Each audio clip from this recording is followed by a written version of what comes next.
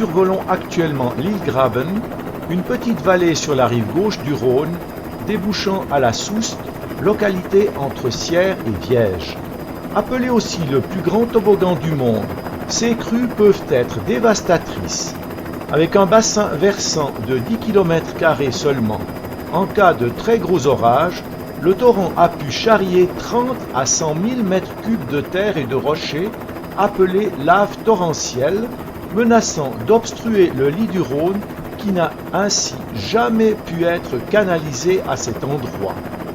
En 1961, le pont de la route cantonale à la Soust a même été emporté à la suite d'un énorme éboulement dans le haut du bassin versant et de la lave torrentielle qui a suivi. Depuis ses parois abruptes et dénudées, dévalent des blocs de quartzite de sa rive droite et de cornioles de sa rive gauche, donnant au Rhône sa couleur jaune caractéristique en cas de crue locale. À de nombreuses occasions, le village de la Soust a été menacé.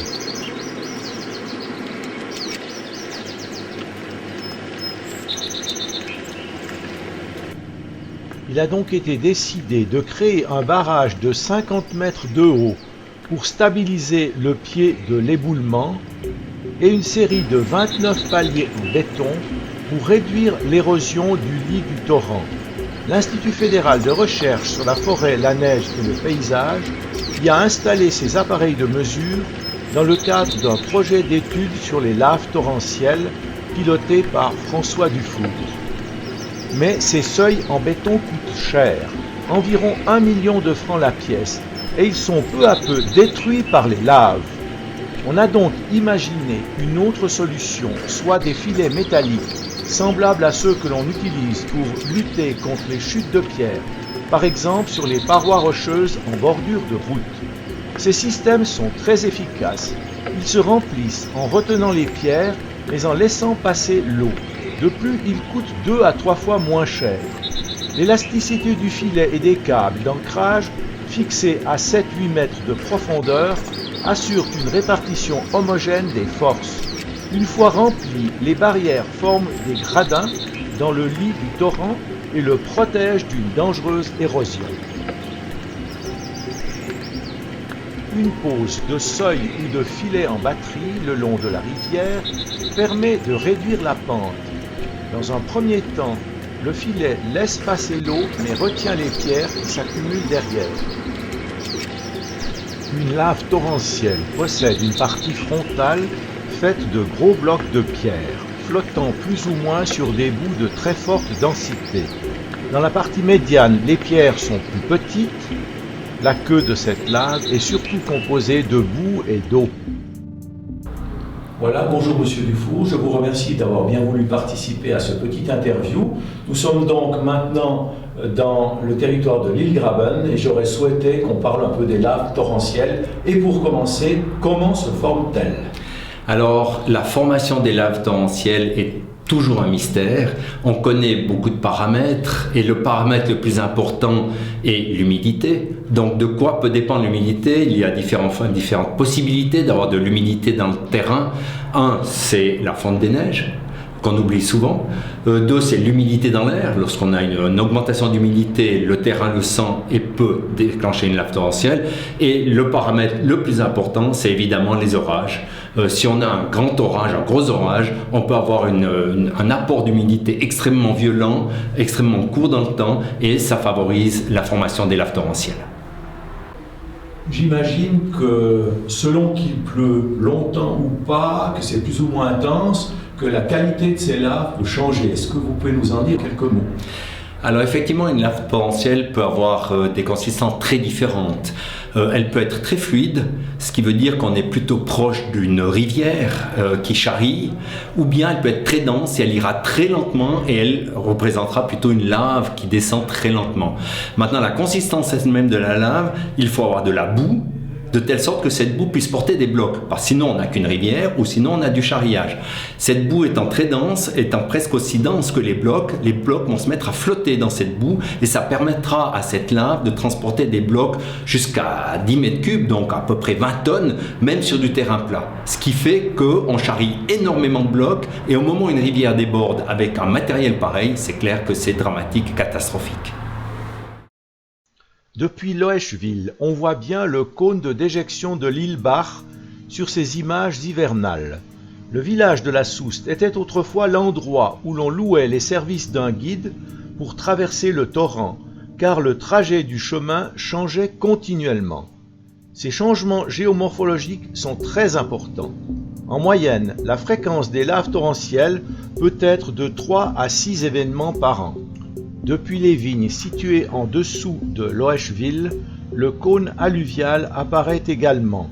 L'île Bach y a creusé un profond sillon. À son embouchure, le lit du torrent est creusé profondément, ce qui limite les débordements.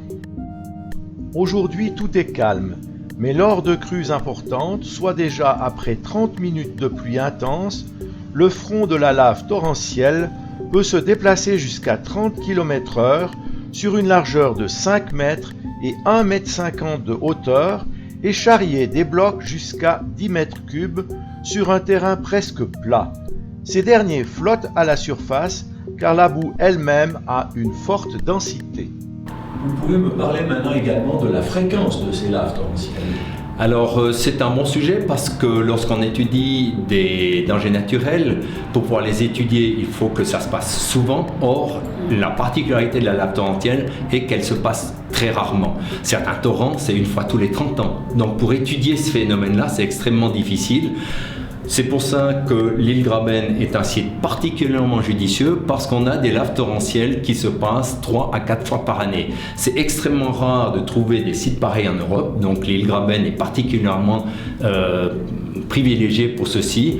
On instrumente tout le site, on mesure les laves torrentielles, on les pèse, on mesure la vitesse, la densité, la hauteur de la lave et avec tout ça, on essaye d'avoir des informations pour développer des modèles après de telle sorte que dans n'importe quelle rivière, on pourra utiliser notre informatique, le modèle informatique pour pouvoir simuler des laves torrentielles et ensuite faire des cartes de danger. C'est toujours le but dans ces dangers naturels, c'est de connaître les processus, d'en faire des modèles et ensuite de faire des cartes de danger pour protéger la population.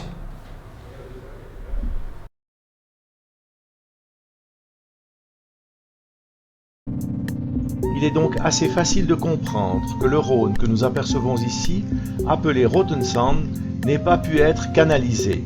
Avec l'apport de ces laves torrentielles, il aurait été bouché rapidement et aurait conduit à des inondations. D'ailleurs, aujourd'hui où la fibre écologique a pris de l'importance et où le danger d'inondation des zones bâties est mieux pris en compte, la 3e correction du Rhône accordera plus d'espace à ce fleuve parfois capricieux. Si j'ai bien compris, les caméras qui sont en place sont des caméras automatiques. Ça veut dire que même s'il n'y a personne sur place au moment où l'événement se passe, il y a de toute façon un enregistrement. Ça, c'est pour l'image. Mais qu'est-ce qu'on peut mesurer autrement?